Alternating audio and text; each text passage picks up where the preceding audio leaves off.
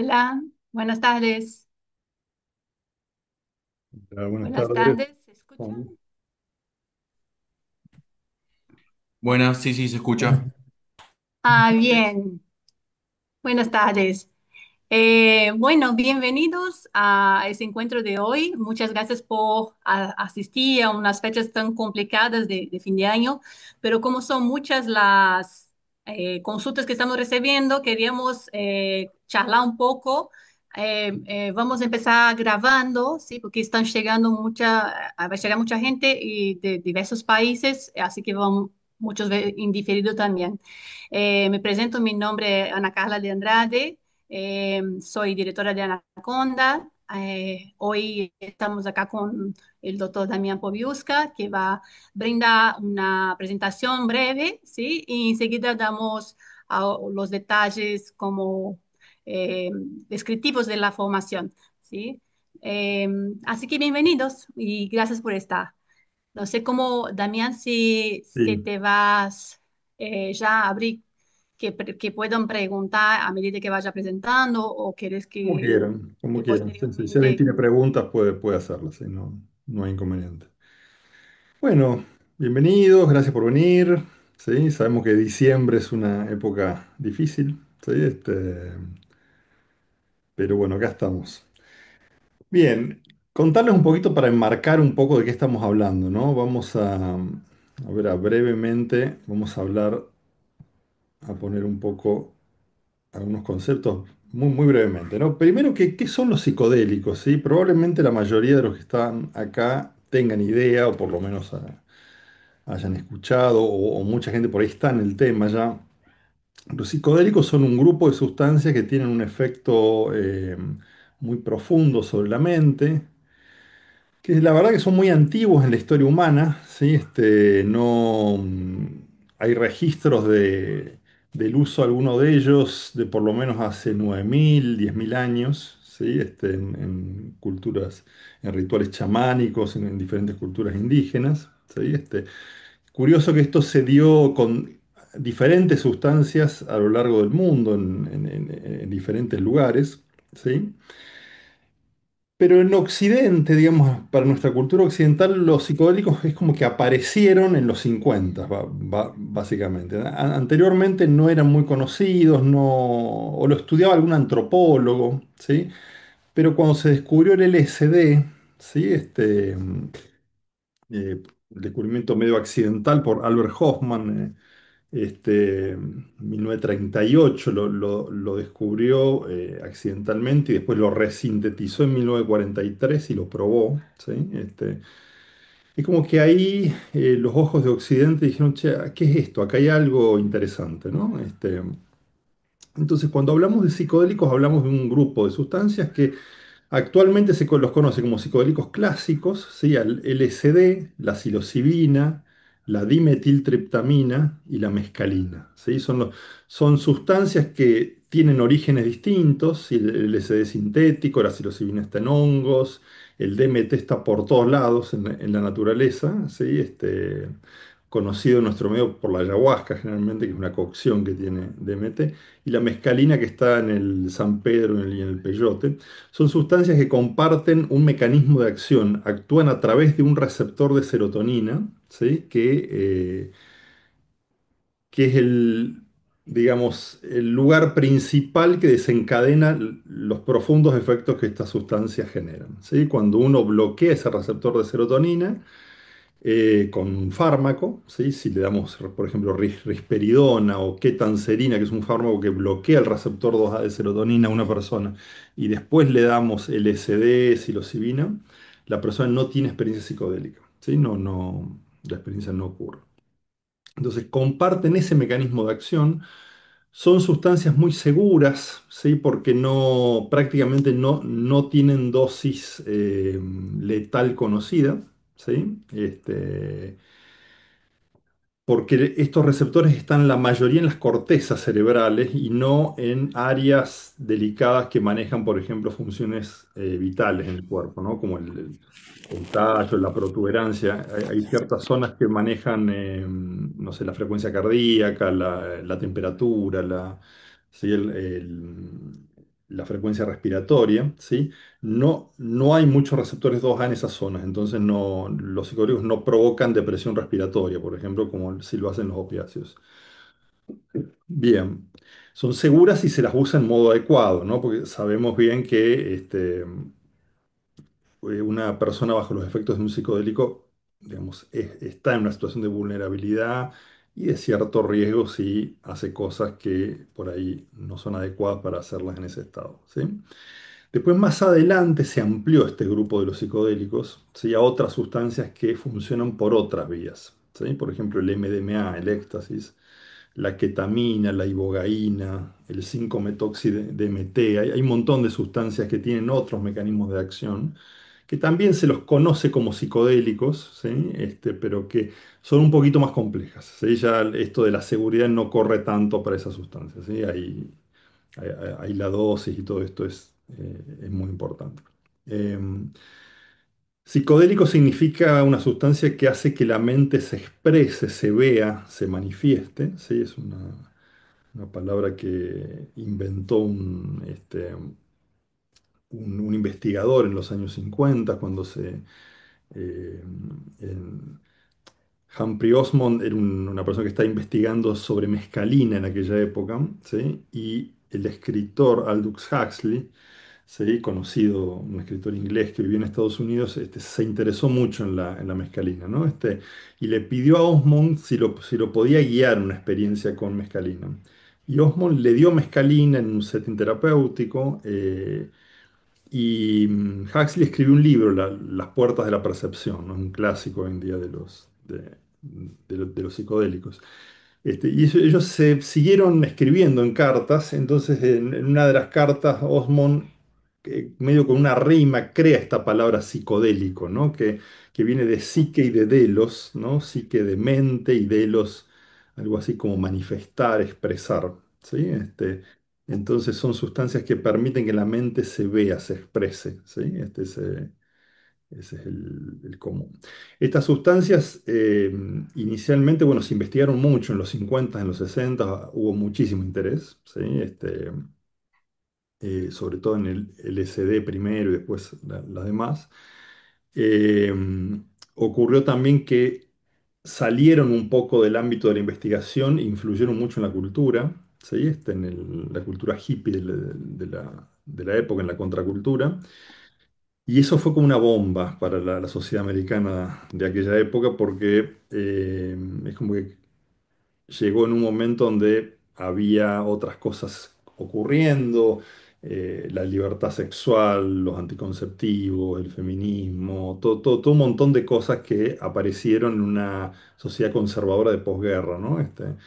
Entonces los jóvenes empezaron a usar LSD y esta sustancia y los padres no tenían la menor idea de qué se trataba esto, ¿sí? Empezó a ocurrir un fenómeno también que eh, la gente, era la época de la guerra de Vietnam, ¿sí? Y los jóvenes empezaron a cuestionar la guerra. Era la primera vez que en un país, cuando la patria mandaba a un soldado a pelear a la guerra, el soldado decía, ¿qué es esta guerra? ¿Quiero participar? ¿No quiero participar? Empezaba a cuestionar esto, ¿sí? Eso no había ocurrido antes nunca, digamos. ¿Sí? Entonces eso dio mucho miedo y le dio pie a la política de la época, ¿sí? Para prohibirlos, ¿sí? Entonces en 1971 se prohibió el LSD primero y después las demás sustancias. Eh, Eso hizo que se persiguiera a las personas que los utilizaban, que se persiguieran a los terapeutas, que se persiguieran a los investigadores, que se deje de investigar. Es prácticamente la única línea de investigación conocida en ciencia que era muy prometedora en un momento y que quedó en la nada por cuestiones como estas, ¿sí? Entonces, nada, eso hizo perder unos 40 años de tiempo, hasta que hace unos 15 años, hay que decir que también se usó mal, ¿no? O sea, cuando estas sustancias se empezaron a usar en la sociedad, no había reglas para usarlas, no era como las culturas indígenas que tenían un marco para utilizarlas, tenían una serie de reglas para usar los psicodélicos. En Occidente no había ningún tipo de regla para esto, entonces se usó como vino, y por un lado influyó muy bien la cultura. Los 60 fueron una época de una explosión de creatividad en todo, ¿no? En el arte, en la música, en el diseño, en las ideas, ¿no? No quiere decir que en todo tuvo que ver el LSD, pero una buena parte influyó el LSD en eso y los psicodélicos. Pero también es verdad que hubo riesgos, había personas que andaban por la calle dándole LSD a otros, eh, hubo algunos accidentes, digamos, o sea, no por ejemplo, una persona bajo los efectos de un psicodélico no puede manejar un auto, o sea, tiene que tener ciertos cuidados, ¿sí? Usar un psicodélico en un piso 15, una fiesta en un piso 15 sin control de nadie, es peligroso, ¿sí? Entonces, ese tipo de cuestiones también ocurrieron y se usaron también para aprovechar a prohibirlos, básicamente. Eh, Esta prohibición duró hasta hoy, digamos, que está cambiando la cosa ahora, pero todavía dura. Pero hace unos 15 años algunas personas empezaron a preguntarse qué había ocurrido, ¿no? ¿Qué pasó con esto? Y hubo algunos filántropos que empezaron a financiar algunas investigaciones, ¿sí? Y estas investigaciones dieron, primero en el ámbito más médico, de personas con depresión y cáncer, fueron los primeros estudios. Y estas investigaciones dieron resultados increíbles, ¿sí? Las personas con depresión y cáncer no estaban deprimidas 6 meses después de una sesión con psilocibina, básicamente, a grandes rasgos. Sí, esto traccionó mucha investigación y hoy en día hay todo un movimiento que se llama Renacimiento Psicodélico, que está un poco llevado por la investigación, por el activismo, por varias cosas que está empezando a mover esto de nuevo y está empezando a ser conocidas de nuevo estas herramientas, a hacer que la gente se interese, ¿sí? Y bueno, y eso. Bien. Estos son los psicodélicos clásicos y los ampliados, entonces, ¿no? Los ampliados hay más que eso, ¿no? Son algunos. ¿Sí? Pero es importante saber, las sustancias que son más seguras son estas. ¿Sí? Estas tienen un gran potencial terapéutico, pero requieren de un manejo un poquito más complejo. Bien. Pero los psicodélicos no hacen todo. ¿Sí? Uno a veces puede como caer en la tentación de pensarlos solamente como un fármaco, ¿sí? O sea, cuando uno usa un fármaco, cuando uno toma un ibuprofeno, por ejemplo, y entre el 80 y el 90% del efecto del ibuprofeno es efecto farmacológico, ¿sí? No depende de lo que yo crea que el ibuprofeno hace ¿sí? O de mis ideas en relación a la sustancia o cómo esté ese día, o a qué estímulos me exponga mientras tengo el efecto del ibuprofeno. No va a variar mucho el efecto del ibuprofeno por eso, ¿sí? Bueno, resulta que con los psicodélicos sí, ¿sí? Entonces, utilizar psicodélicos de por sí, digamos, no garantiza efectos terapéuticos, ¿sí? O sea, no es que el efecto terapéutico lo hace el psicodélico. Los psicodélicos son moduladores, digamos, que podemos aprovechar para desarrollar efectos terapéuticos, para crecer, para estar mejor, para lo que sea. ¿Sí? Pero ni siquiera hacen que una persona se vuelva una mejor persona, ¿sí? Hace poco escuché, entrevistaba en un podcast a una persona que está escribiendo hubo en los 60 una línea de investigación en la CIA donde le daban LSD a personas como un intento de tener una droga de la verdad, básicamente, ¿sí? Una droga para interrogar gente, ¿no? Bueno, y parece que las personas que estaban a cargo de ese experimento habían usado LSD un montón de veces, digamos, ¿sí? Y eran psicópatas que destruyeron la vida de muchas personas en realidad, porque parece que en esos experimentos exponían a la gente con los efectos del LSD a situaciones tremendas, o sea que sin decirles, ¿no? Era una cosa muy, muy complicada. Bueno, esa gente había tomado LSD antes, ¿sí? O sea que si yo soy un psicópata del LSD y no estoy no tengo una intención terapéutica con respecto a su uso, no me va a cambiar mucho la sustancia, ¿sí? LSD, psilocibina, ni ninguna de estas. Sí, porque a veces hay como una idea mágica, ¿no? De que esto va a salvar el mundo y que, sí, una idea mágica y fácil también, ¿no? Porque también es más fácil pensar que yo tomo algo y mágicamente me resuelve todos los problemas, ¿sí? Los psicodélicos son moduladores de la mente que son altamente sensibles a cómo llegue esa mente al momento del uso de la sustancia, ¿sí? Y a qué estímulo se exponga esa persona durante, ¿sí?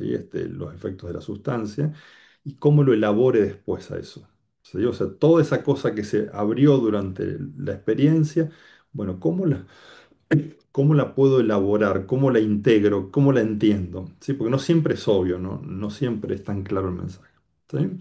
Entonces, eh, cuando esto se empezó a ver, se empezó a pensar, bueno, a ver, ¿cómo se puede usar terapéuticamente esto? ¿Sí? O sea, ¿cuál serían las maneras de utilizarlo? Y se empezaron a desarrollar algunos modos de trabajo. ¿Sí? Es como, cómo se puede hacer, digamos, para utilizar esta herramienta para que la gente, terapéutico me refiero en el sentido amplio, ¿no? O sea, no solamente a tratar una enfermedad, ¿sí? O sea, yo puedo usarlo para tratar una depresión, por ejemplo, un trastorno obsesivo compulsivo, puedo usarlo para crecer como persona también, así que eso lo hace interesante, ¿sí? Pero bueno, ¿cómo se hace eso? ¿Sí?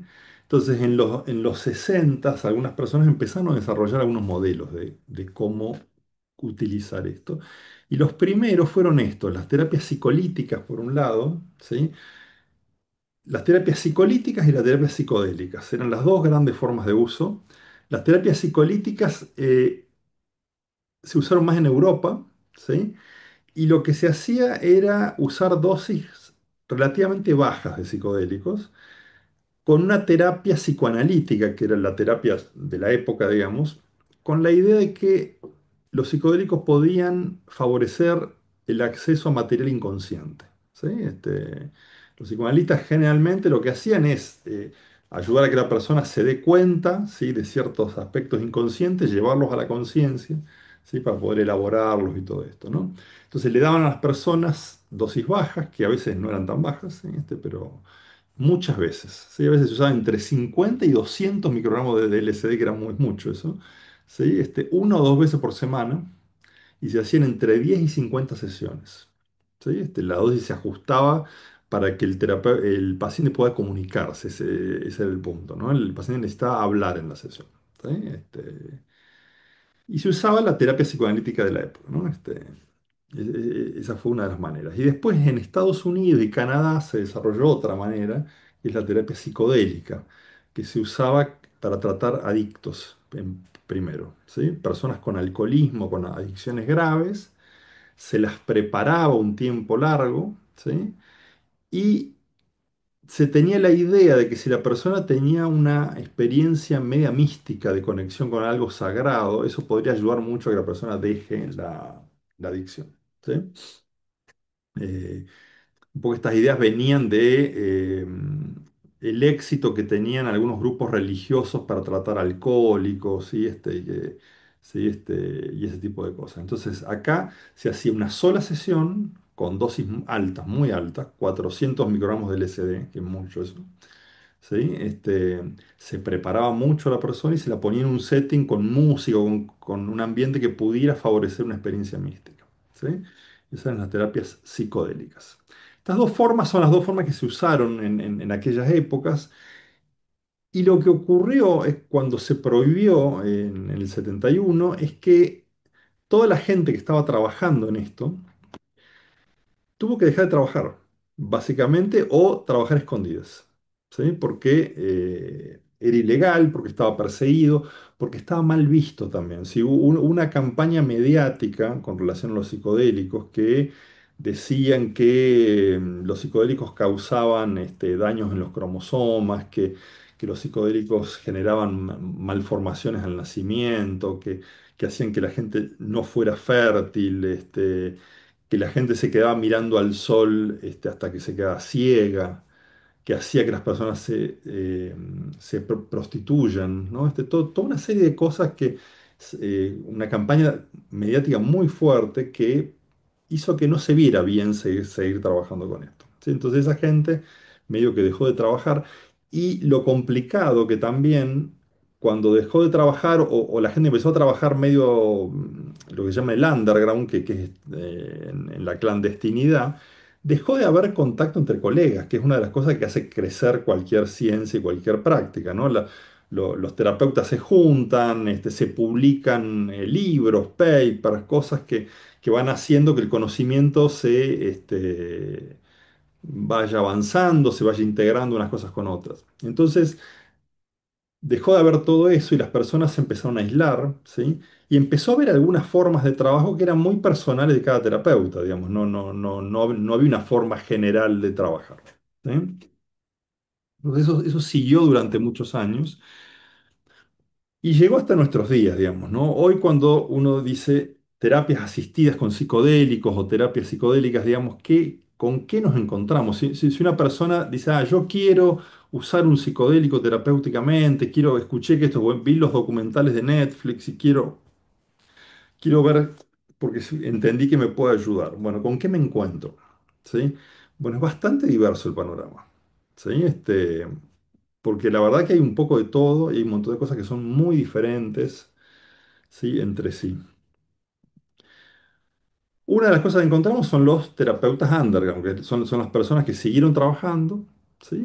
A pesar digamos, de la prohibición, aislados, digamos, con poca integración unos con otros, ¿sí? Cuando una ciencia no se puede, digamos, eh, no se puede compartir, básicamente lo que va ocurriendo es que empieza a repetir sus propios sesgos, ¿sí? Porque no hay otros que lo que vayan viendo los puntos ciegos y es como que se va llevando para adelante cosas que no están tan buenas por ahí, ¿sí? Pero porque no se ven, ¿sí? Entonces a veces ha pasado un poco esto. O por ahí no se puede integrar con otras prácticas más nuevas que han ido apareciendo, ¿sí? Otra forma de acceso son las formas más tradicionales, ¿sí? Chamanes, curanderos asociados a tradiciones indígenas. ¿Sí? Acá personas que vienen de una de las tradiciones que utilizaba estas herramientas. Bueno, esa gente siguió estando, digamos, y se siguió formando.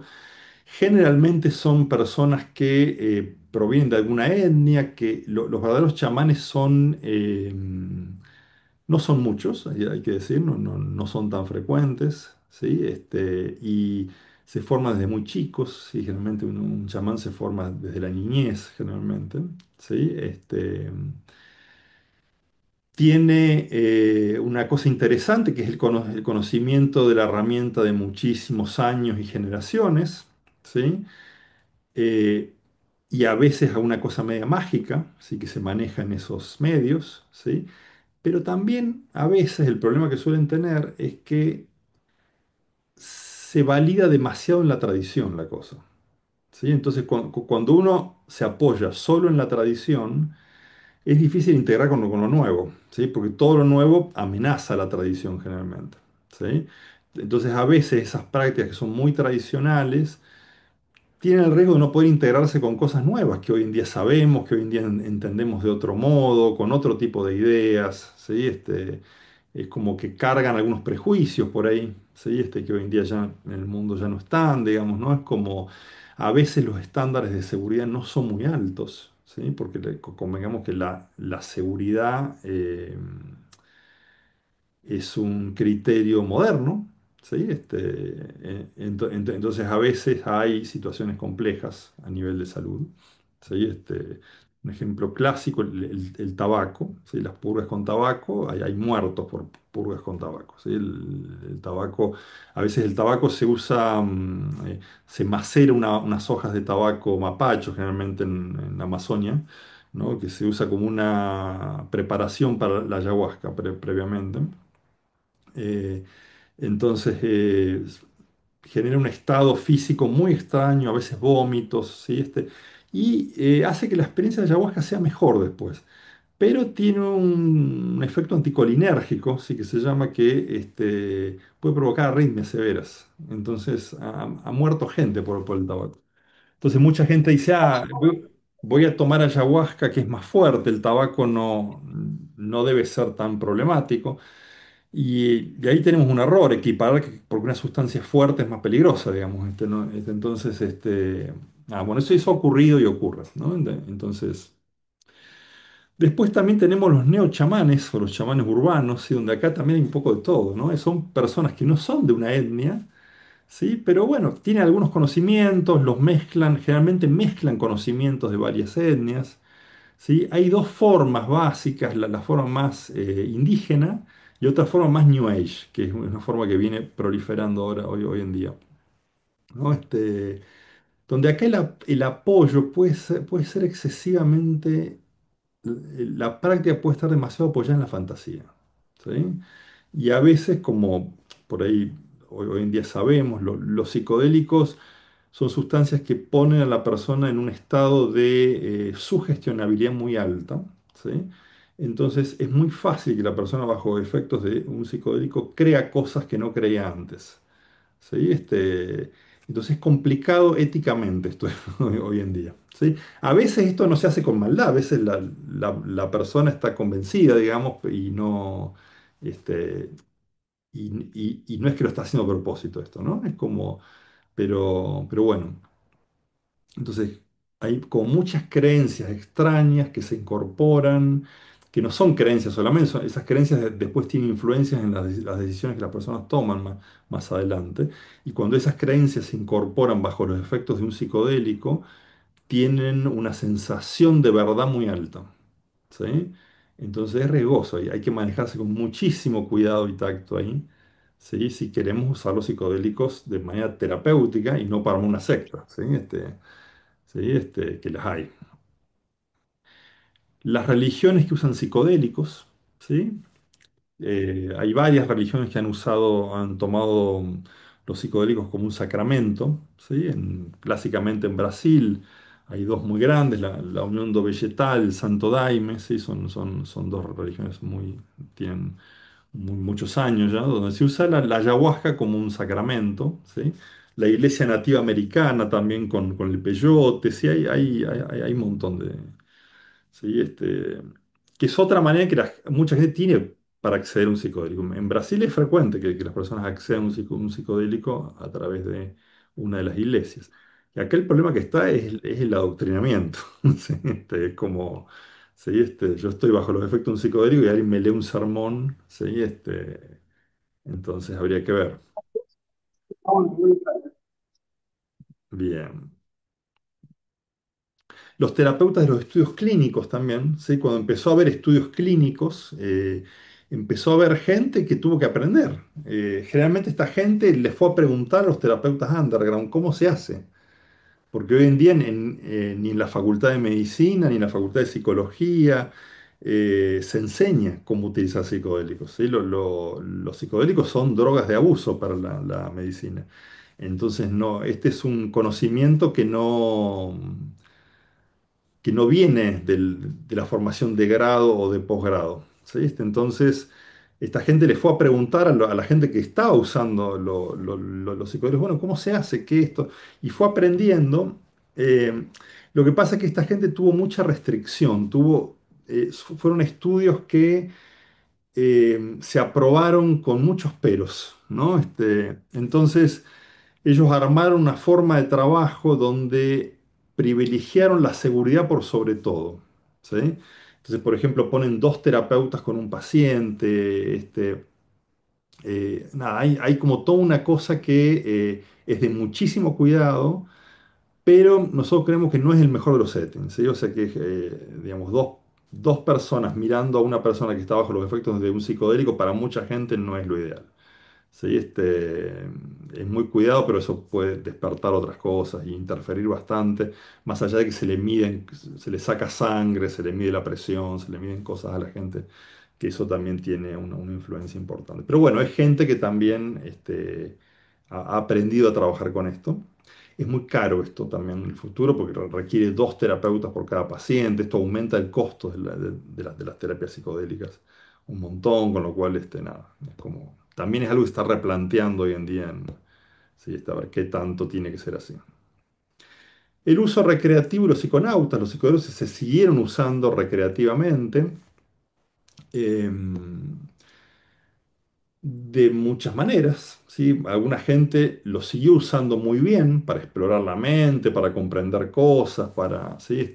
Y otra gente lo empezó a usar para jugar, digamos. Y ahí el riesgo digamos, del uso recreativo un poco está que el setting no es el ideal, digamos. O sea, no es el ideal para un efecto terapéutico. ¿Puede haberlo? Sí puede haberlo, ¿sí? A veces es tan buena la herramienta que hasta sí puede haberlo. Pero cuando yo tengo tanto estímulo fuera, es difícil ir para adentro, ¿sí? O voy a ir menos para adentro, ¿sí? Además, el uso recreativo es como que busca el placer de algún modo. Para algunas personas puede ser muy terapéutico, ¿sí? Ir hacia el placer, pero para las personas más hedonistas no, ¿sí? Y por ahí hay una tendencia un poco hedonista en algunas personas que usan psicodélicos y no se puede perder en la experiencia, ¿sí? Eh, y además pasa a veces también que estas experiencias no suelen tener ni preparación ni integración. O sea, la gente no se prepara previamente, no hace ningún trabajo después para intentar darle vueltas y comprender lo que se aprendió. ¿Sí? Entonces se puede perder mucho ahí porque los mensajes no son obvios siempre. ¿Sí? Los mensajes a veces están con una clave, están de una manera donde a veces alguien me tiene que prestar algún sistema para comprender cosas por un rato para poder entender qué es lo que quiere decir realmente. ¿Sí? Y no leerlo desde la misma mente que va a lo mismo. Y lo que está proliferando mucho es esto también, personas con poca experiencia que suministran psicodélicos. ¿Sí? Que esto es complejo porque eh, no sé dónde viven ustedes, pero está siendo bastante frecuente personas que han utilizado un par de veces un psicodélico, dos, tres veces han tomado unos hongos, digamos, y como ellos dicen, sentí el llamado, ¿no? Y ya le empiezan a dar hongos a otros, ¿no? Y nosotros como psiquiatras vemos a la gente que tuvo problemas con eso, que no es poca, ¿sí? Entonces esto es un tema hoy en día porque no es, digamos, una terapia con psicodélicos no es darle hongos o psicodélicos a otros solamente, ¿sí? Implica un montón de cosas, implica un montón de cuestiones, de manejos, de desarrollo de habilidades que no son tan obvias. O sea, no es tan obvio ayudar a alguien que está bajo los efectos de un psicodélico. Y esto lo problemático es que trae problemas, ¿sí? Entonces, en un momento donde se está empezando a abrir estas terapias, mucha gente está empezando a comprender que no son drogas en el sentido de drogas ilegales, ¿no? Que tienen potencial terapéutico, ¿sí? Que haya personas dañadas por la terapia, la verdad que no ayuda a que se legalicen, ¿sí? Porque los burócratas de turno, digamos, buscan problemas. Entonces, fíjate que, mira, en realidad hay problemas. Mira, esta nota en el diario y para colmo esto tiene un nivel de resonancia muy grande. Entonces, cuando hay un problema con esto, sale por todos lados, ¿sí? Porque es muy amarillista, ¿no? Que alguien bajo los efectos de una sustancia alucinógena, no sé, ¿sí? Entonces, este es un problema hoy en día, ¿sí? Que nada, ¿sí? Está presente y creo que no ayuda a que sean legales más rápido, ¿sí? Entonces, lo que ocurrió un poco es esto, estas prácticas que estaban medias marcadas en los 50, en los 60, se mezclaron, se hizo una mezcla, digamos, de todo un poco, y estamos por acá hoy en día, estamos en digamos, estamos volviendo a abrir, estamos volviendo a intentar pensar maneras, ¿sí? De cómo trabajar con esto, ¿sí? De la mejor manera que se pueda tomando el conocimiento pasado, ¿sí? Pero no quedándonos encerrados en eso, ¿sí? Sino, bueno, tomar lo bueno del conocimiento tradicional, del conocimiento pasado, pero también integrar cosas que sí sabemos ahora, ¿sí? La psicología occidental tiene años de estudios y de conocimiento sobre cómo funciona el psiquismo, digamos. Entonces, podemos usar elementos de psicología occidental para preparar a las personas, por ejemplo. Podemos usar otras prácticas, ¿no? Meditación, trabajo con el cuerpo, hay un montón de cosas que se van integrando en este tipo de prácticas, prácticas con la respiración. Entonces, todo esto está entrando en una manera de trabajo que todavía no está construida del todo, ¿sí? Pero está empezando de a poquito a construirse, ¿sí? Esto implica que van a hacer falta terapeutas, ¿sí? Porque esto no se aprende en ningún lado, digamos, no. eh, Nosotros generalmente en la formación tenemos gente que son profesionales, que vienen de las profesiones de salud en general, que están interesados en esto y que nunca vieron en sus carreras nada sobre un psicodélico, ¿sí? O sea, solamente se enseñan psicodélicos como eh, sustancias adictivas, que mentira, digamos, pero de las cuales la gente abusa y eso, y cómo manejar una intoxicación con un psicodélico en una guardia, pero no más que eso. Entonces, muchos profesionales están diciendo, a mí me interesa esto, hay pruebas fuertes hoy en día, es serio, digamos, ¿sí? Quiero aprender. Tenemos también como alumnos personas que vienen hace años trabajando con psicodélicos, ¿sí? Que dicen, yo quiero organizar lo que yo sé, digamos, y llenar los huecos, porque yo fui aprendiendo, pero bueno, sé que hoy en día hay un montón de información nueva, y quiero, nada, y ordenar eso y poder nada, hacerlo mejor. Y personas que están interesadas que quieren aprender sobre psicodélicos, sí que hay mucha gente hoy en día. ¿Sí?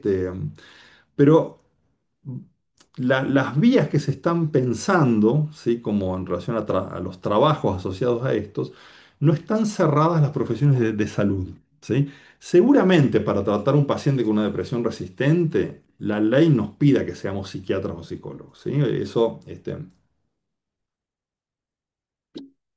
seguramente sea así. Pero hay otras vías, como esto no es un fármaco antidepresivo solamente, sino que son sustancias que también se usan para el desarrollo personal, para resolución de problemas, para creatividad. Hay un montón de gente que está estudiando esto hoy en día, eh, para hacer que la gente esté más conectada, básicamente. Hay otra vía que tiene que ver con el desarrollo personal, donde se están planteando, digamos, que esa vía la pueden utilizar personas que tengan formación de coach digamos, una formación no profesional en estas terapias, ¿sí? Y que no requieren un título profesional previo, ¿sí? Obviamente, mientras yo más sé de psicoterapia, más herramientas tenga, mejor, ¿sí? O sea, porque más cosas voy a poder hacer, ¿sí? Pero digamos, no es una vía cerrada a profesionales. Entonces, nosotros ya hace unos cuantos años, ¿sí? Empezamos a pensar en una formación. eh, y después nos agarró la pandemia, la verdad. Sí, fue como, sí, la pandemia nos cortó los proyectos un poco. Pero bueno, cuestión que hace 2 años empezamos, ¿sí? El que abre ahora en marzo sería la tercera corte, el tercer grupo. Este, y desarrollamos una formación tratando de enseñar la manera de trabajar que nosotros tenemos, ¿sí? No nos presentamos nosotros, ¿sí? Pero nosotros somos, bueno, Ana Carla, ¿sí? Ella es psicoterapeuta, ¿sí? Ella creció en una familia ayahuasquera, ¿sí? En una familia asociada a una de las religiones ayahuasqueras en Brasil, ¿sí? Ella conoce el mundo de la ayahuasca desde los 13 años, ¿sí? Entonces ha crecido en ese mundo y después conoció el mundo de la psicoterapia y después a Claudio Naranjo y después se fue ampliando esto sí, a un montón de otras cosas, ¿sí? Ella tiene más de 30 años de experiencia en esto, digamos. Eh, yo soy médico psiquiatra, soy psicoterapeuta. Yo lo conocí a Naranjo, a Claudio, cuando era estudiante de medicina, ¿sí? Me formé por 20, 25 años con él, ¿sí? Y Claudio, que pasamos, ahí estamos, estas son nuestras influencias de algún modo, de dónde venimos, ¿no? Claudio fue un gran integrador, ¿sí? Claudio, para quien no lo conoce, fue un psiquiatra chileno que se interesó mucho por la personalidad cuando era joven y ganó unas becas para irse a Estados Unidos, ¿sí? Y se fue a estudiar a Estados Unidos con alguna de los principales referentes de la personalidad de la época. En esa época se interesó por un montón de cosas, conoció a Fritz Perls, que era el creador de la terapia gestáltica, ¿sí? Y fue su principal discípulo. eh, y conoció a los psicodélicos, ¿sí? Él se dedicó a investigar con psicodélicos durante años, ¿sí? Con formatos grupales, ¿sí? Él probaba en grupo algunas de las sustancias que creaba Julien, ¿sí? Julien era un químico, que fue quien desarrolló, un químico en California, que fue quien desarrolló la mayoría de las sustancias sintéticas que hoy en día existen. ¿Sí? Bueno, Claudio las probaba en grupo. Fue quien volvió a generar interés con la ayahuasca en Occidente, ¿sí? Quien trajo la ibogaína a Occidente, ¿sí? Y un montón de otras cosas, ¿sí? Tiene 40 libros escritos, integró psicoterapia, música, prácticas meditativas, varias vías espirituales, y quien esté interesado por ahí puede, bueno, hay muchos libros de él. Nosotros aprendimos con Claudio durante años, ¿sí? Claudio durante mucho tiempo estuvo involucrado con unos proyectos asociados a la educación, ¿sí? Con lo cual eh, tuvo que esconder un poco su trabajo con psicodélicos porque no iban bien las dos cosas, ¿sí? Y siguió trabajando con psicodélicos en Brasil sobre todo, ¿sí? Y nosotros durante muchos años fuimos aprendiendo con él. Eh, Él en algún momento nos autorizó a trabajar con psicodélicos, vio que estábamos maduros ya para eso, ¿sí? Eh, entonces fue antes de la pandemia todo. Después falleció Claudio en el 2019, ¿sí? Eh, bueno, de él aprendimos mucho. Fue nuestra principal influencia en el uso terapéutico de psicodélicos más moderno, de algún modo, integrando terapia, integrando cosas de desarrollo humano, integrando un montón de cosas que están buenas, ¿verdad? Básicamente. También aprendimos de gente de la Amazonia, ¿sí? Juan Flores Salazar, está ahí, que también falleció ahora hace poquito, Juan. ¿Sí? Chamanes más tradicionales, ¿sí? Ayahuasqueros, ¿sí? Las religiones ayahuasqueras y también del movimiento de la ciencia psicodélica que también que está avanzando hoy en día, ¿no? Y toda la parte científica que viene por detrás de esto, ¿sí? Nosotros trabajamos durante muchos años en el underground porque no se podía hablar de esto. ¿Sí? Hasta que empezamos a presentar esto en algunos congresos de psiquiatría, ¿sí? Al principio no le interesaba a nadie esto, después cada vez un poco más y hoy en día, bueno, ¿sí? Y después formalizamos Anaconda, ¿sí? Donde de algún modo, bueno, salimos a la luz, ¿sí? Directamente a trabajar con esto, ¿sí? Em, ¿Qué más? Con esto decir, ¿no? O sea, tenemos muchos años de experiencia con esto, ¿sí? Tenemos muchos años de experiencia clínica, ¿sí? Trabajamos con pacientes, trabajamos con personas, ayudando a gente de hace 25 años, ¿sí? Entonces, la cosa práctica es el pan de todos los días, digamos, ¿no? Es como, ¿qué intentamos transmitir? A ver, con la formación, ¿no? O sea, necesitamos que las personas integramos estos tres mundos, ¿no? Las psicoterapias y los movimientos del potencial humano, que acá hay varias formas de espiritualidad, ¿sí? Trabajamos mucho con meditación, trabajamos con algunas ideas budistas, trabajamos con prácticas del cuerpo asociadas a terapias corporales, con terapia gestáltica, con varias cosas de por ahí. Lo tradicional, ¿sí? Que está también, ¿sí? Y la ciencia, digamos, ¿qué de todo esto, qué sabemos con más claridad hoy en día? ¿Qué se va conociendo? ¿Cómo va avanzando esto? ¿Sí? Nos interesa que las personas desarrollen un conocimiento teórico sólido para entender qué están haciendo. Es necesario entender qué estoy haciendo, cuáles son los riesgos, cuáles son los potenciales, ¿sí? Eso requiere de conocimiento, ¿sí? Conocer cómo hacerlo, cómo trabajar, ¿sí? De una forma ética, que ese es otro de los problemas hoy en día también en relación a lo que ocurre alrededor de las terapias estas, ¿sí? ¿Qué más?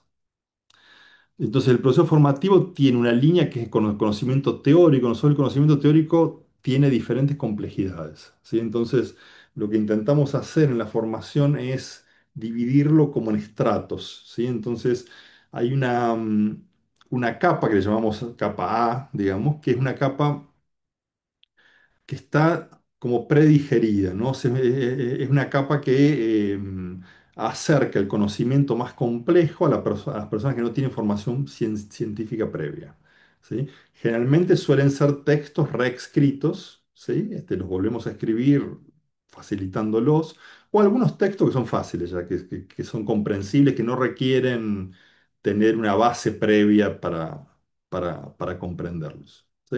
Entonces esa es la Sí, aquí capa. podemos pensar Sí, que, discúlpame, sí, por ejemplo, es una traducción, resúmenes, como explicaciones como más esquematizadas, ¿no? De forma que, aunque yo no tenga una comprensión eh, general de algunas cadenas de universidad de salud, por ejemplo, o científica, pueda comprender sin tener que entrar en la parte como más compleja de funcionamientos bioquímicos o lo que sea. totalmente, totalmente. O sea, entender globalmente de qué se trata, qué está ocurriendo, qué es lo que hay que saber, ¿no?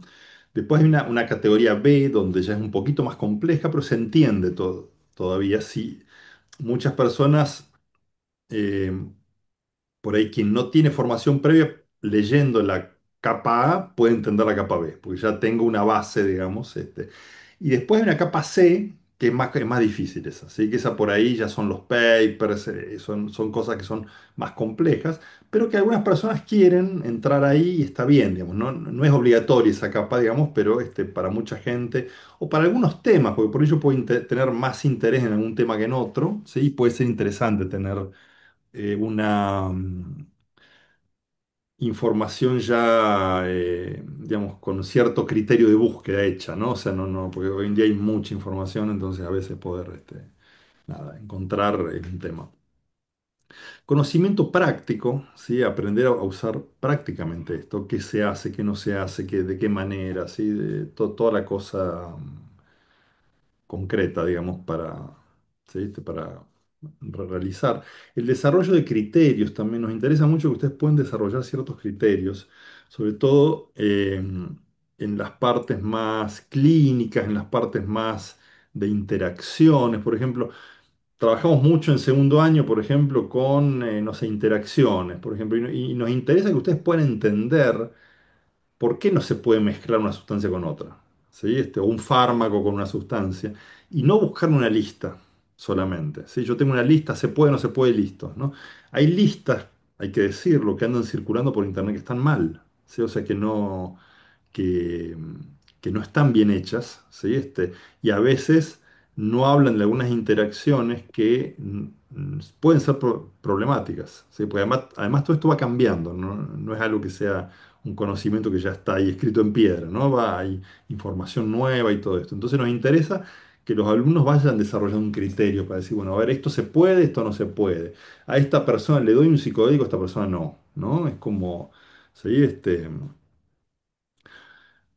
Habilidades terapéuticas, sí, hay varios módulos de desarrollo de habilidades terapéuticas, sí, es muy importante eso también. Los psicodélicos amplifican un montón de procesos terapéuticos que es importante manejarlos un poco, porque no, sí, puede ser más complejo que una psicoterapia convencional, ¿sí? Lo que ocurre ahí, qué le digo al paciente, qué no le digo, de qué manera, ¿sí?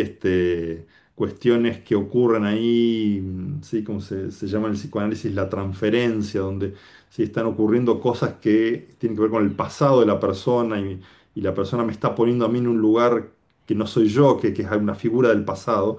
Todo eso se amplifica muchísimo. Entonces yo necesito conocer un poco de eso para no hacer lío después, ¿sí? Para que sea terapéutico. ¿Sí?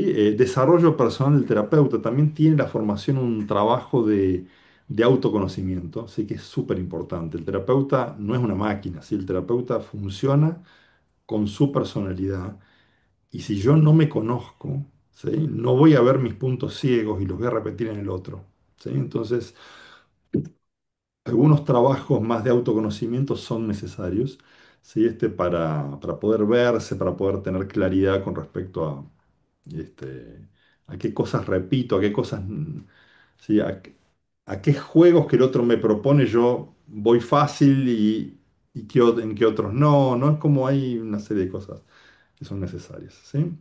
Inserción en redes de terapeutas, eso también nos está pasando. Nosotros tenemos en la formación, formamos unos grupos de estudio, ¿sí? Que los gestionan los alumnos, digamos, y varios de estos grupos de estudio ya han formado grupos de trabajo, ¿sí? Ya hay mucha gente que está trabajando junta, digamos. Entonces es interesante eso también porque permite ir armando red, ¿sí? Este, nosotros, digamos, algunos criterios generales que tenemos con respecto a la formación, por un lado es la profundidad, ¿sí? O sea, nosotros queremos la formación, la manera de ver, la manera en que intentamos formarlos, ¿sí? Tiene que ver con la profundidad. No nos interesa un poquito de cada cosa, no nos interesa estos programas que son como un pupurrí, ¿no? Como un poquitito, un poquitito. Parece que es mucho porque es larguísimo el programa, pero al final no es nada. ¿Sí? Nos interesa que aprendan realmente cada tema. ¿Sí? Por eso dura 2 años. ¿Sí? Nos pasa algo con los 2 años, que la gente al principio dice, 2 años dura. ¿Sí? Y dura 2 años, porque para formar un terapeuta y para ver todas las cosas que hay que ver, no se puede hacer en menos tiempo. No, no, hace falta tiempo de comprender la información, de procesarla, de comprender la información psicoterapéutica, ¿sí? No, no es algo rápido. Y después pasa al final, ¿sí? Que la gente dice, solo 2 años dura, ¿sí? Ahora la gente que terminó segundo año quería que hagamos un tercer año, ¿sí? Porque claro, ocurre un fenómeno también que siempre lo hablamos, que es, mientras uno más sabe, más cuenta se da de que no sabe. ¿Sí? Entonces es un buen signo sentir que uno no sabe. Es peligrosísimo sentir que uno sabe. ¿Sí? Porque ¿qué ocurre? Cuando la gente sabe un poquito, no ve el resto. O sea, aprendió 2 o 3 coordenadas y ya piensa que maneja el mundo con eso, ¿no? Ahora, me meto un poquito más en el tema y me doy cuenta de lo complejo que es esto. ¿Sí? Entonces, pasa que mucha gente que por ahí le venía dando psicodélicos a otros al principio, en un momento decide esperar un poco, y decir, bueno, a ver, veamos, a ver, aprendamos un poco más y después vemos, ¿sí? Porque es complejo, eso lleva tiempo, hay un proceso que no puede apurarse, ¿sí? Este, Hay algo muy lindo también que se fue dando, que son los encuentros de supervisión terapéutica, mm, donde la gente trae casos reales, que son personas que se lo ve, que baten su puerta, o sea, que baten la puerta de todos, necesitan ayuda y bueno, traemos eso a un grupo, lo estudiamos, vemos qué hace ahí, cómo hacerlo, ¿no?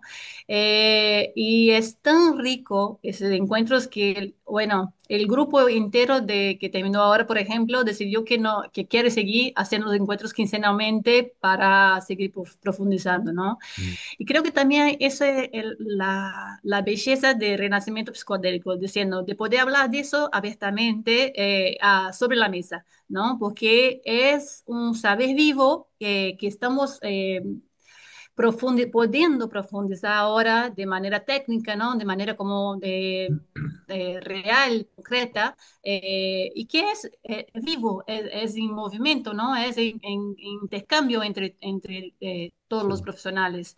sí, Pero también aquí interesante de saber que, por ejemplo, muchas veces uno llega diciendo, pero un poco abruma, ¿no? Pensar, no, pero tengo que saber tantas variables y al final encontramos en el propio desarrollo personal, en esa línea, que cada uno tiene su talento, ¿no? Hay uno que tiene un talento como más, con una impronta como más, por ejemplo, trabajar más con el cuerpo, más con un abordaje más emocional, más cercana, otros tienen un conocimiento más técnico y también ahí vamos a aprender a trabajar en equipo, ¿no? Y que uno no tiene que abarcar todo, y es mucho más relajado y más seguro también para todos, ¿no? Que trabajemos en equipo y todo eso se va claro. viendo y se va Sí, soltando también ahí los sí, temores, claro. ¿no? Sí. Mm. Otra cosa que tiene interesante la formación es que hay contacto directo con los docentes. ¿Sí? Nosotros fuimos de las primeras formaciones en español que hubo, ¿sí? Inicialmente cuando nosotros armamos el programa no había ninguna formación en español, digamos, todas las formaciones que había eran con gente de la investigación, ¿sí? Con la gente que se tiene que ir, no importa si los mandamos después, ¿sí? No hay problema. Gente muy interesante que ha escrito papers, que ha escrito, que ha investigado, ha hecho investigaciones importantes, pero nos parecía que faltaba algo ahí, digamos, porque uno, digamos, alguien que dedicó algunos años a investigar, no sabe manejar la herramienta, digamos, sabe mucho de la teoría, sabe mucho de la, digamos, puede pensar elementos en relación a cómo esto funciona y qué, o estadísticamente en qué puede servir, en qué no, pero el know-how que se conoce hoy en día, ¿no? El conocer cómo se maneja no lo tiene esa gente, básicamente, ¿sí? ¿Y qué ocurre? La mayoría de estas formaciones no daban la posibilidad de contacto con los docentes. O sea, el docente viene, da una clase, responde tres preguntas y se va, digamos. O sea, no. Nosotros quisimos hacer algo distinto con respecto a eso. Y los docentes, sí, salvo algunos invitados que por ahí vienen que tienen una participación más acotada, digamos, pero el cuerpo permanente de docentes, estamos todo el tiempo disponibles, digamos, en las clases, digamos, contestamos preguntas en directo, se puede cortar, preguntar, son un diálogo las clases generalmente, ¿sí? Y creo que eso está bueno, porque eso, de hecho, estos 2 años creo que ha hecho aparecer ideas, conocimientos y ciertas cosas muy potentes, ¿sí? A partir de ese diálogo, ¿sí? Que se va dando, que no siempre se da, o sea, no es digamos, es diferente dar una clase magistral toda preparada, donde ya está, y listo, y chau, ¿sí? A poder tener esta interacción que nada, ¿sí?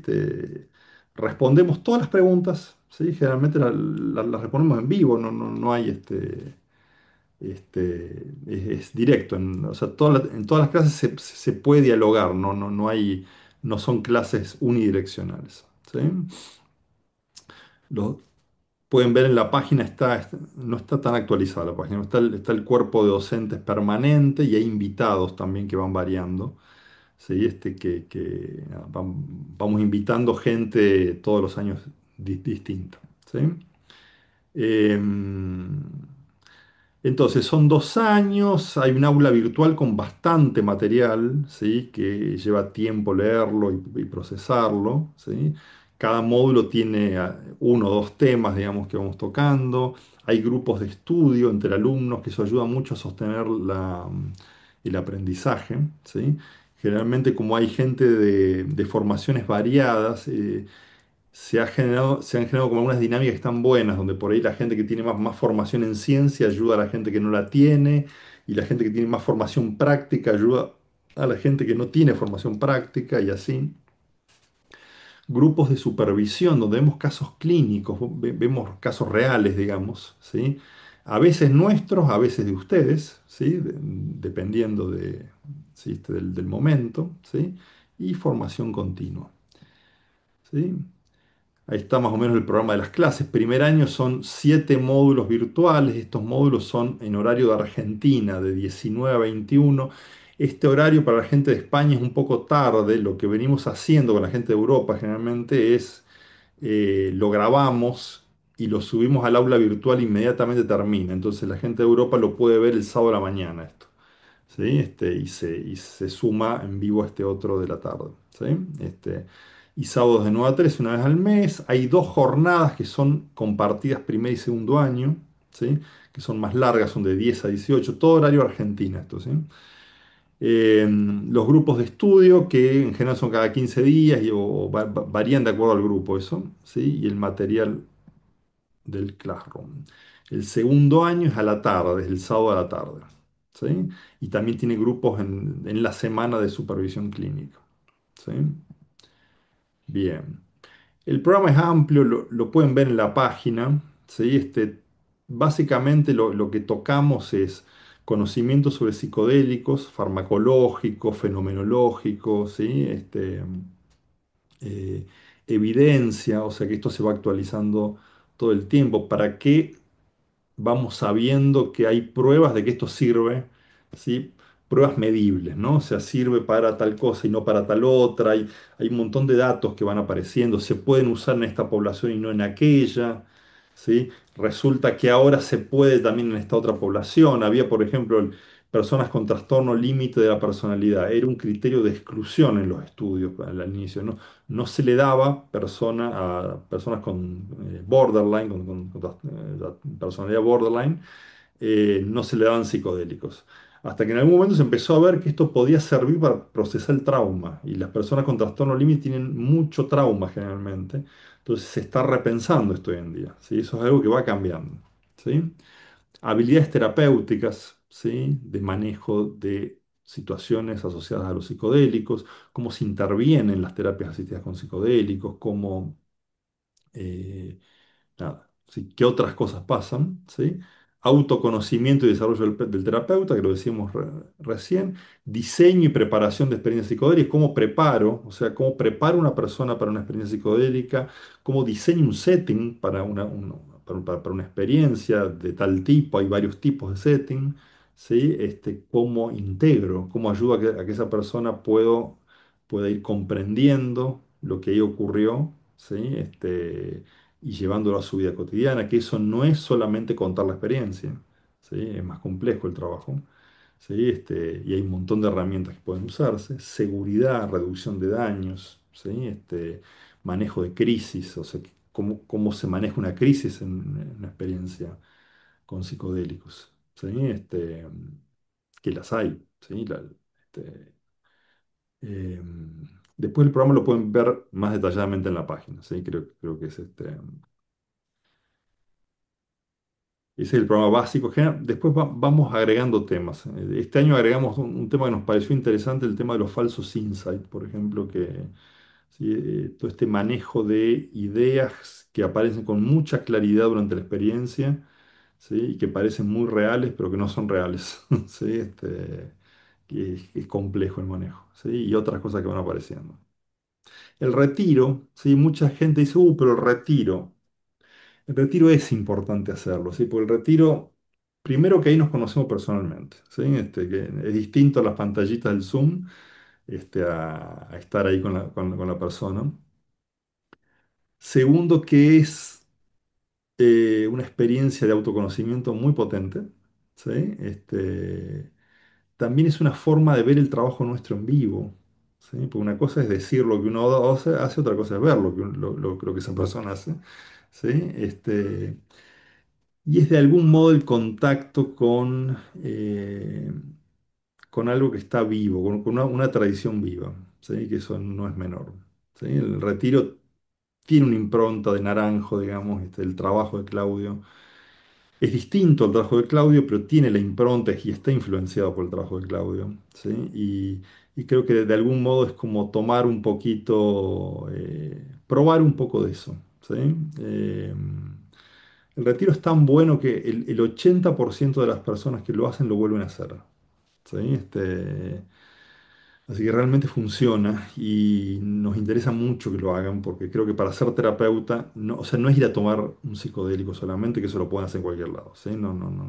No se trata de eso, sino se trata de experimentar una experiencia terapéutica con psicodélicos en primera persona, ¿sí?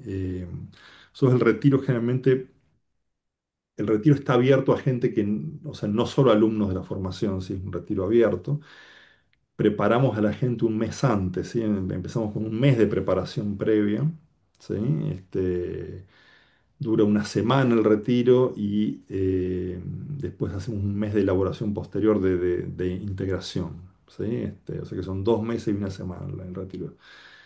Eh, por ahora lo estamos haciendo en Brasil y en Uruguay, ¿sí? Hay cuestiones con la legalidad de estas sustancias, y, y nosotros, digamos, al ser médicos, es más complicado que si no lo fuéramos, ¿sí? Entonces, sí, lo estamos haciendo en Brasil, en el nordeste de Brasil, que es un lugar muy lindo, ¿sí? Allá cerca de Natal, ¿sí? En Uruguay, quizás Colombia, ¿sí? Este año estamos viendo ahí la posibilidad. ¿sí? Bien, ¿qué más? Luego de formar, estamos armando una red de terapeutas, ¿sí? Porque eso nos parece interesante, ¿sí? Que no quede la gente trabajando en soledad, ¿sí? Sino que pueda seguir en contacto, seguir generando cosas. Y hay una red de formación continua también, donde ¿sí? Va a haber una serie de workshops y cosas de temas que no, que tocamos poco en la formación y que son importantes, digamos, ¿sí?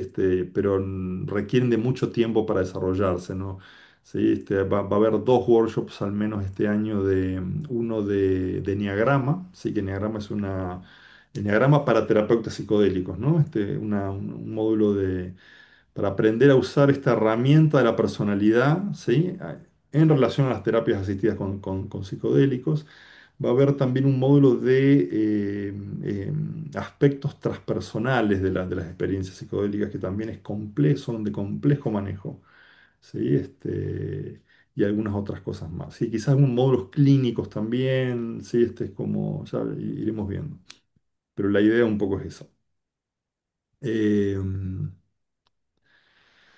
bueno, sí, y creo que eso es todo. ¿Sí? Duró más de una hora. No queremos cansarlos, pero sí, un poco la idea era presentarles lo que hacemos, ¿sí?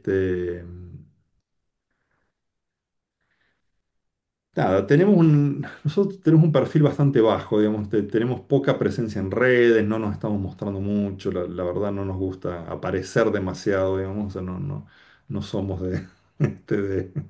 sí, Somos de la vieja escuela. claro, sí, con lo cual a veces, nada, es como las personas dicen, bueno, pero ¿quién es esta gente? ¿Será que realmente son serios? ¿Será que sí, sí, no vi ningún reel de Instagram, sí, pero bueno, acá estamos, sí, hace muchos años que estamos en esto y nada,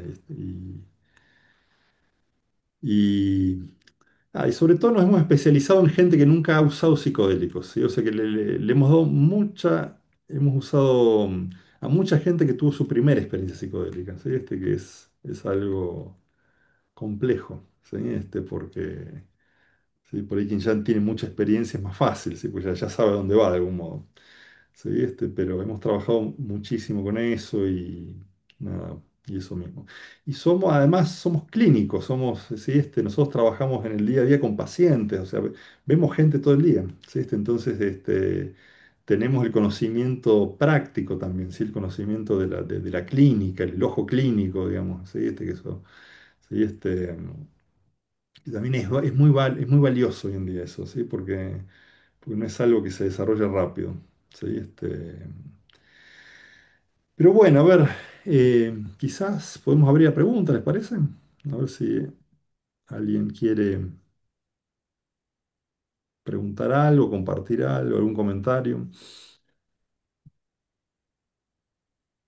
Sí, puede nomás abrir el micrófono.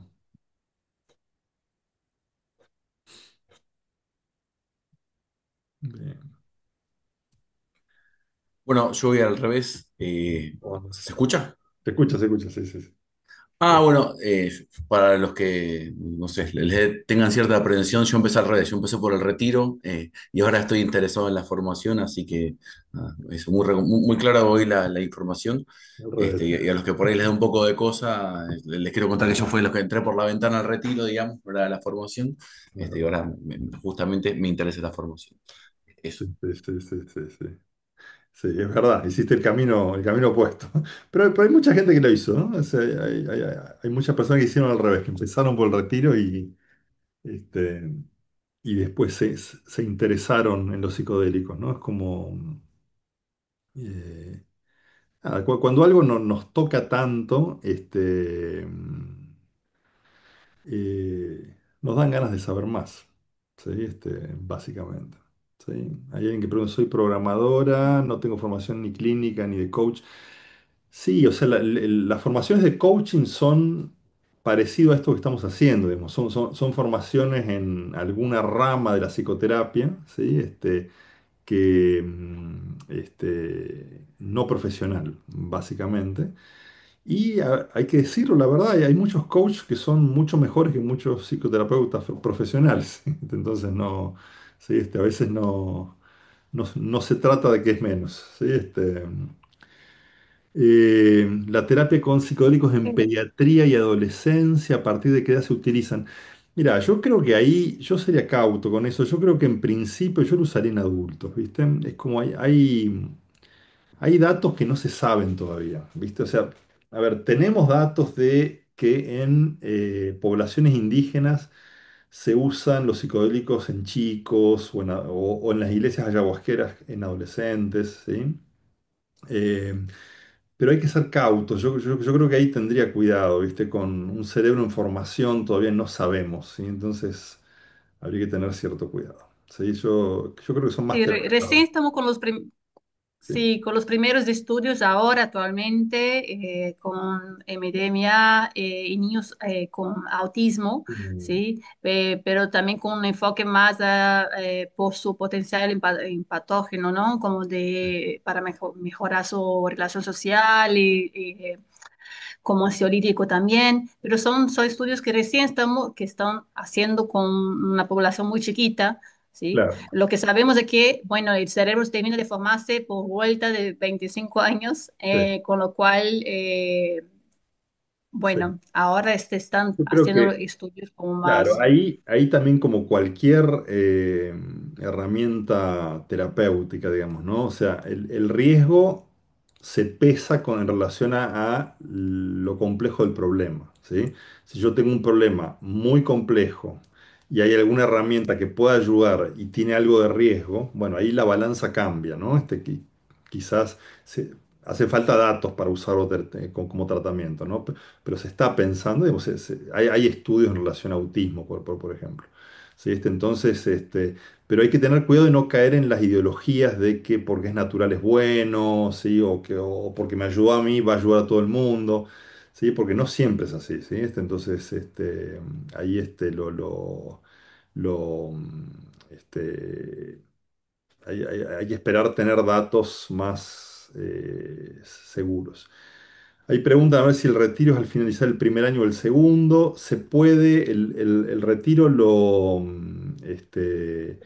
se puede hacer cuando quieras, digamos. Generalmente sugerimos que cursen el primer año, por lo menos, ¿sí? Eso suele ser, ¿sí? Más, se suele aprovechar más, ¿sí?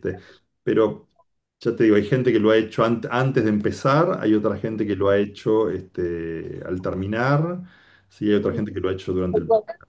¿Sí? Como que es bastante variable y hay gente que está haciendo una vez al año, dos veces al año también, También, ¿no? también, sí, Ahí también. depende Sí, de sí, cómo sí, pulse a uno. sí. Hay una pregunta anterior en relación también a quienes se forman, que para quienes, nosotros cuando empezamos la formación, habíamos pensado de hacer solamente para profesionales de salud o personas en relación de ayuda, pero la verdad es que hay muchísima gente que tiene muchos años, décadas incluso de experiencia personal o atendiendo personas y no tiene formación académica, ¿no? Entonces, que es un valor y un talento que muchas veces que vimos que suma, que quien tiene saber clínico pueda aportar en el sentido de dar una vuelta explicativa en relación con matemática y otro que tiene un saber práctico que también lo hace y es como una danza de saberes que aporta a todos en definitiva. O gente que no tiene, con mucha experiencia o que está atendiendo personas, por ejemplo, y viene con casos prácticos, aconteció eso, o con muchas dudas en relación, me sucedió tal cosa, qué pasó ahí, cómo abordar eso.